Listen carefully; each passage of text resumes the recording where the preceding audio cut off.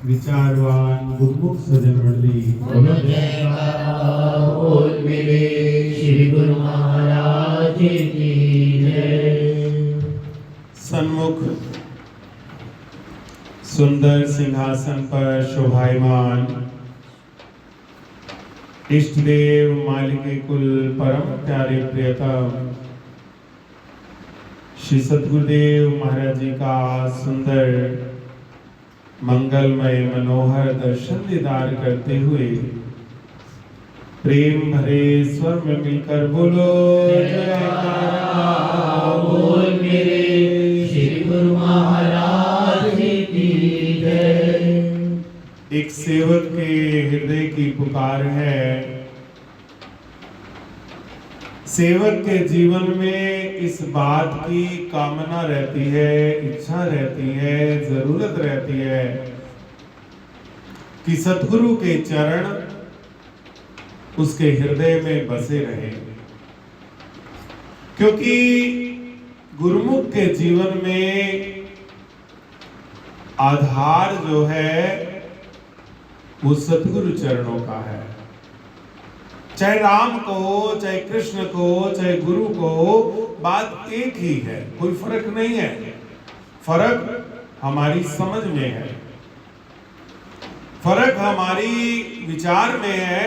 हमारी जो भेद दृष्टि है वो इस बात को स्वीकार नहीं करती, वरन वास्तविक अर्थों में कोई भेद नहीं है। क्यों? क्योंकि ईश्वर ही राम रूप में प्रकट हुए, ईश्वर ही कृष्ण रूप में प्रकट हुए, ईश्वर ही गुरु रूप में प्रकट हुए, ईश्वर ही विभिन्न स्वरूपों में प्रकट हुए। आपने अनेकों बार सुना कि एक राम दशरथ का बेटा, एक राम घट में लेटा, एक राम का सभी पसारा, एक राम तीनों से न्यारा। देवी पार्वती भगवान शंकर जी से प्रश्न करती हैं कि राम कौन सा है, क्योंकि भगवान शंकर के गुरु कौन है? प्रभु राम। तो भगवान शंकर जो है वो प्रभु राम की आराधना करते हैं। दुनिया जपती है ओम नमः शिवाय, लेकिन जब भगवान शिव भजन पर बैठते हैं, साधना में बैठते हैं, ध्यान में बैठते हैं, तब वो राम का ध्यान करते हैं। क्यों? क्योंकि किसी का इष्ट शिव है, किसी का इष्ट राम है, किसी का इष्ट कृष्ण है, किसी का इष्ट श्री गुरु नानक देव है, तो अपने अपने इष्ट का हर कोई ध्यान करता है। जिसका जो इष्ट होता है वो उसका ध्यान करता है। और भगवान शिव के इष्ट कौन है? भगवान राम। इसीलिए, और भगवान राम के इष्ट कौन है? भगवान शिव। इसीलिए जब समुद्र पर पुल बांधने का समय आता है तो सबसे पहले रामेश्वरम में शिवलिंग की स्थापना की जाती है, विधिवत पूजा की जाती है, अर्चना की जाती है, जलाभिषेक किया जाता है। क्यों? क्योंकि पहले सतगुरु की इष्ट की पूजा है। अब राम शिव की पूजा करते हैं, शिव राम की पूजा करते हैं। वास्तविक अर्थों में शिव और राम एक ही हैं। स्वरूप का फर्क है स्वरूप का फर्क, लेकिन इंसान जो है वो कंफ्यूज हो जाता है। कंफ्यूज होकर क्या कहता है कि शिव बड़े हैं, राम बड़े नहीं हैं। अब जो जिसकी आराधना करता है वो उनकी उपासना करता है, उनको महत्व देता है। अब जो रामानुरागी हैं वो बाकी सबको नीचे समझते हैं, और जो बाकी पंथों को मानने वाले हैं वो उसको नीचे समझते हैं। लेकिन भक्ति जो है, भक्ति क्या है कि आपको राम में भी वही भगवान के दर्शन हो, कृष्ण में भी वही भगवान के दर्शन हो, शिव में भी वही भगवान के दर्शन हो, और गुरु में भी वही भगवान के दर्शन हो। ये भक्ति है। क्यों? क्योंकि भक्ति जो है वो इतनी तन्मयता बढ़ा देती है, इतनी तन्मयता बढ़ा देती है कि भगत जो है वो भक्ति में सराबोर होकर के और सारी चीजें भूल जाता है। तो देवी पार्वती पूछती है कि कौन से राम हैं? क्या आपके राम जो दशरथ के बेटे हैं? क्या आपके राम जो सर्वव्यापी हैं? क्या आपके राम जो इस संसार से न्यारे हैं? क्या आपके राम जो सबसे अलग हैं? कौन से राम हैं आपके? तो भगवान शंकर देवी पार्वती को फरमाते हैं कि हे देवी पार्वती, राम दो है ही नहीं। वही राम दशरथ का बेटा, वही राम घट घट में लेटा, उसी राम का सभी पसारा, वही राम तीनों से न्यारा। वही राम है जब दशरथ के घर अवतार धारण करके आते हैं तब दशरथ के पुत्र कहलाते हैं, और जब संसार में व्यापक हैं, व्याप्त हैं, तो वो संसार में रमन करने वाले हैं। और जब संसार में रमन करते हुए भी अलग होते हैं तो वो अलग, वो ही राम है। अब इस राम से जो प्यार करता है, जो राम जी के चरणों को दिल में धारण करता है, जो भगवान के चरणों को दिल में धारण करता है, जो गुरु चरणों को दिल में धारण करता है, तो फिर प्रेमियों उसके जीवन में एक दृढ़ता आ जाती है, एक शांति आ जाती है, एक सुकून आ जाता है, एक ऐसा टिकाव आ जाता है, फिर वो इन चक्रों में नहीं पड़ता। आपको पहले भी सुनाई थी एक बार कि एक बहुत शिव भगत सेठ था, ज्वेलर था, वो सुनारा था और बड़े सुंदर सुंदर आभूषण तैयार करता था। लेकिन इतना पक्का शिव भगत था, इतना पक्का शिव भगत था कि शिव के अलावा किसी और देव का दर्शन ही नहीं करता था। अगर किसी और मंदिर में पहुंच भी जाता ना तो आंखों पे हाथ रख लेता ना, मैं तो अपने देवता के दर्शन करूंगा।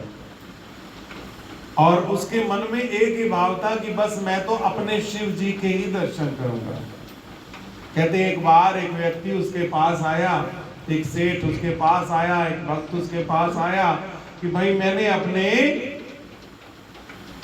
भगवान के लिए एक कमर पट्टा बनवाना है,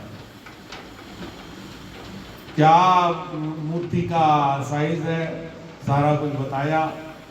तो जो सुनार था उसने कहा भाई ऐसा है, कमर पट्टा तो बन जाएगा मगर नाप लेने मेरा नौकर जाएगा, मैं नहीं जाऊंगा।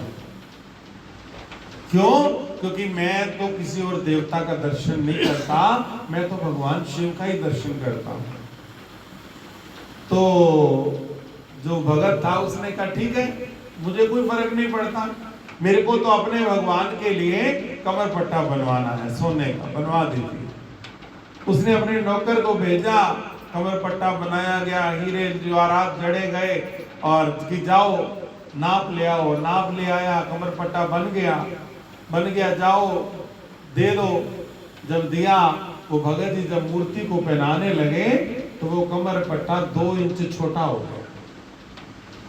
अब सोने का है, उसको बड़ा तो किया ही नहीं जा सकता, कपड़ा हो वो स्ट्रेच हो सकता है, कुछ भी किया जा सकता। सोने को तो अब आप अंगूठी बनाते हैं, अगर आपकी उंगली में फिट ना आए तो आप क्या करते हैं कि उसको साइज एक्यूरेट हो जाए, क्योंकि वो बढ़ेगा नहीं, उसको बढ़ाना पड़ेगा। अब 2 इंच पट्टा छोटा हो गया कमर पट्टा, तो नौकर वापस आया कि सेठ जी ये 2 इंच छोटा है। बोले बड़ा कर दो, कौन सी बड़ी बात है, इसमें जॉइंट लगाकर टांका लगाकर 2 इंच बड़ा कर दो। 2 इंच बड़ा हो गया, पहनाने लगे, अब वो 4 इंच बड़ा हो गया। अब मूर्ति पे तो 4 इंच बड़ा हो गया, वो लटके सेट ही ना आए। फिर नौकर आया, कहते सेठ जी अब तो ये 4 इंच बड़ा हो गया। कहते कितना बड़ा गया था? किया तो 2 इंच था, 4 कैसे हो गया? तीसरी बार फिर सेठ ने ठीक कराया और जब ठीक कराने लगा तो अब की 1 इंच छोटा हो गया, पहनाया ना जाए। तो वो सेठ भगत जो था वो कहने लगा कि सेठ जी आप 3 मौके हो गए, आपका जो कमर पट्टा है वो सही नहीं बैठ रहा। मेरे मन में एक भाव है कि मास्टर मास्टर होता है, मुरीद मुरीद होते हैं, चेले चेले ही होते हैं, गुरु गुरु होता है। तो एक बार आप चल के नाप लो, हो सकता है जो नौकर है उसके नाप में कोई दिक्कत हो, आप खुद नाप लो। कहता ठीक है नाप तो लूंगा, क्योंकि इतना बड़ा कस्टमर है, लाखों का कस्टमर है, इसको नाराज करेंगे तो व्यापार का नुकसान होगा, शहर में बदनामी हो जाएगी और लोग 4 बातें करेंगे कि कैसा हुआ, काम तो हुआ नहीं, किसी और से बनवाना पड़ा। कहते चाहूंगा तो सही, पर शर्त एक है कि मैं आंखों पे पट्टी बांध के नाप लूंगा, आंख नहीं खोलूंगा, हाथों से लूंगा। कहते मुझे कोई मतलब नहीं, कमर पट्टा एक्यूरेट बनना चाहिए, चाहे आप आंखों में पट्टी बांधो चाहे आप कानों में पट्टी बांधो, मुझे कोई फर्क नहीं पड़ता। अब उस सेठ ने आंखों पे बड़ी मोटी पट्टी बांध ली कि कहीं कोई छेद में से भी भगवान के दिव्य स्वरूप के दर्शन ना हो जाए। अब अपने हाथों से नापा, ज्यों ही हाथ घुमाया तो क्या लगा कि भगवान शिव की जटाएं हैं। कहते ये तो भगवान शिव की मूर्ति है। थोड़ा हाथ और ऊपर ले गया तो नाग की अनुभूति हुई कि नाग है। थोड़ी और ले गया तो ऐसा लगा कि गंगा जी की धारा की बूंदें पड़ी हुई है। तब अगली तरफ से नाप लेने लगा तो क्या देखा, क्या महसूस हुआ कि जो मूर्ति है उसके गले में मुंड माला है। तो शिव की मूर्ति, और इसने मुझे बताया क्यों नहीं। थोड़ी सी पट्टी हटाई तो क्या देखा कि मूर्ति तो भगवान विष्णु की थी। फटाफट पट्टी नीचे कर ली, अरे बड़ी गड़बड़ हो गई, दूसरे देव के दर्शन नहीं। फिर तुम्हारा पट्टी बांध के फिर नाप दो, कि दिमाग तो कंफ्यूज हो गया, नाप तो एक्यूरेट लिया नहीं गया, तो दोबारा नाप लेने लगा, फिर वही बात, दोबारा नाप लेने लगा, फिर वही बात। तो जो भगत है वो कहता है सेठ जी क्या चक्कर है, इतनी देर लगा रहे हो, इतनी बार तो आपका नौकर 4 बार नाप ले जाता, आप क्या कर रहे हो। वो कहते हैं मैं सच बताऊं, मैं जब पट्टी बांध लेता हूं तो मुझे भगवान शिव के आभास होते हैं, एहसास होते हैं, और जब पट्टी हटाता हूं तो मेरे को भगवान शिव की जगह भगवान विष्णु के दर्शन होते हैं, मैं बड़ा कंफ्यूज हूं। तो वो भगत कहता है कि भगवान आपकी यही कंफ्यूजन दूर करना चाहते हैं। आप समझते हैं शिव और है, राम और है, कृष्ण और है, लेकिन भगवान आपको बता रहे हैं कि मैं ही शिव हूं, मैं ही राम हूं, मैं ही कृष्ण हूं, मैं ही देवों में देव हूं।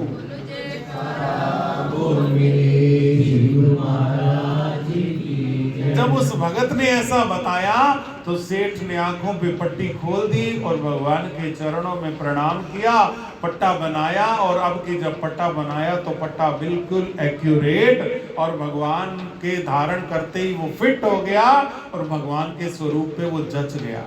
अब ये लीला करी भगवान ने, क्यों? क्योंकि भगवान की हर लीला में कोई ना कोई राज होता है।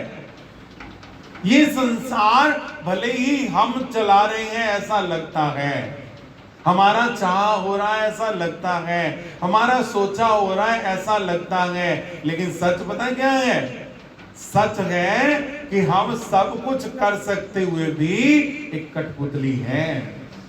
उस प्रभु ने ये रचना रचाई है, उस प्रभु ने ये सारा साज सजाया है, और समय समय पर वो प्रभु ही हमें यहाँ से वहां, वहां से यहाँ, यहाँ से वहां ले जाते हैं और हमें दृढ़ कराते हैं, गुरु भक्ति दृढ़ कराते हैं। इसलिए जरूरत क्या है कि हम उनके चरणों को हृदय में बसाएं और भिन्न भक्ति छोड़कर भक्ति करें, दृढ़ भक्ति करें। कहीं भी जाएं, कहीं भी पहुंचे, कहीं भी जाने का अवसर मिले, हमें हर जगह अपने इष्ट के दर्शन हो। हम हर जगह नमन करें, प्रणाम करें। ऐसी भक्ति दृढ़ हो जाए। भक्ति का मतलब यही है। भक्ति का मतलब भेद नहीं है। भक्ति जो है वो भेद मिटा देती है। भक्ति जो है वो भेद दृष्टि मिटा देती है, भिन्न भेद खत्म कर देती है। और भक्ति सतगुरु सिखाते हैं। बिना सतगुरु की कृपा के, बिना भगवान की कृपा के ऐसा संभव नहीं है गुरु को। अब सेठ को सिखाने के लिए भगवान ने कितनी लीला करी, इसी तरह हम सबको भक्ति मार्ग पर लगाने के लिए ये परमात्मा की लीला ही तो है। ये जो हमें सत्संग मिला है, आश्रम मिला है, गुरु महाराज जी मिले हैं, ये किसकी बदौलत है? ये गुरु महाराज जी परमात्मा राम की बदौलत है। मेरे प्रभु की कृपा है, क्योंकि मेरे प्रभु चाहते हैं कि हम सत्संग से जुड़े। मेरे प्रभु चाहते हैं कि हमारे जीवन में प्रकाश हो। मेरे प्रभु चाहते हैं कि हमारा तन भी सफल हो, मन भी सफल हो, धन भी सफल हो। मेरे प्रभु चाहते हैं कि यहाँ हमारे अंतर मानस में रोशनी हो जाए। तभी तो उन्होंने रचना रचाई है, तभी तो उन्होंने ये सारा साज सजाया है। तो बस इस प्रभु की इस मौज को समझते हुए अपने हृदय में भक्ति दृढ़ करनी है। भक्ति क्या है? भगवान की याद, भगवान का प्रेम, भगवान से लगाव, भगवान का चिंतन भक्ति है। अब भगवान कौन है?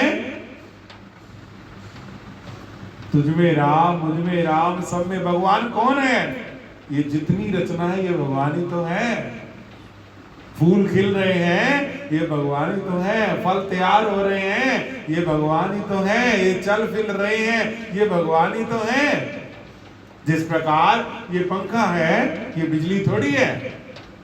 इस पंखे को जो चला रहा है वो बिजली है।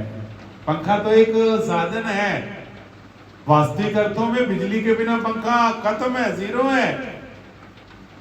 इसी प्रकार हम आप जितने हैं हमारे अंदर राम ही तो है। कहते फला आदमी पूरा हो गया। कैसे पूरा हो गया? क्योंकि वो राम में समा गया। अब तक वो अधूरा था, वो पूरा हो गया। इसलिए राम को देखने के लिए कहते सुन बंदिया वे रब तैथों वख नहीं, तेरी वेखण वाली अख नहीं। परमात्मा अलग नहीं है। अब इसकी समझ सतगुरु देते हैं, ये आंख सतगुरु देते हैं। राम के तेनु राम मिलन दी युक्ति संत बता देंगे। सतगुरु युक्ति बताते हैं। और जब सतगुरु की बताई युक्ति पर सेवक अमल करता है, आचरण करता है, तो उसे राम के दर्शन होते हैं। और जब राम के दर्शन होते हैं फिर वो निहाल हो जाता है। इसलिए जो सतगुरु के चरणों को, राम जी के चरणों को, भगवान जी के चरणों को दिल में बसाता है, उसको सारे तीर्थों का फल सहज ही प्राप्त हो जाता है। तो बस यही महापुरुष चाहते हैं, यही उनका मिशन है कि हम जो हैं वो भगवान से जुड़े, बंदगी करें, भगवान की याद करें, भगवान का सिमरन करें, भगवान का चिंतन करें, भगवान के दर्शन करें। तो हम इन्हीं भाव को अगर ग्रहण कर लेंगे तो महापुरुषों की प्रसन्नता मिलेगी, जीवन में आनंद होगा और गुरु महाराज जी का आशीर्वाद मिलेगा। बोल जयकारा बोल मेरे श्री गुरु महाराज की जय। बोल साची दरबार की जय। श्री आनंदपुर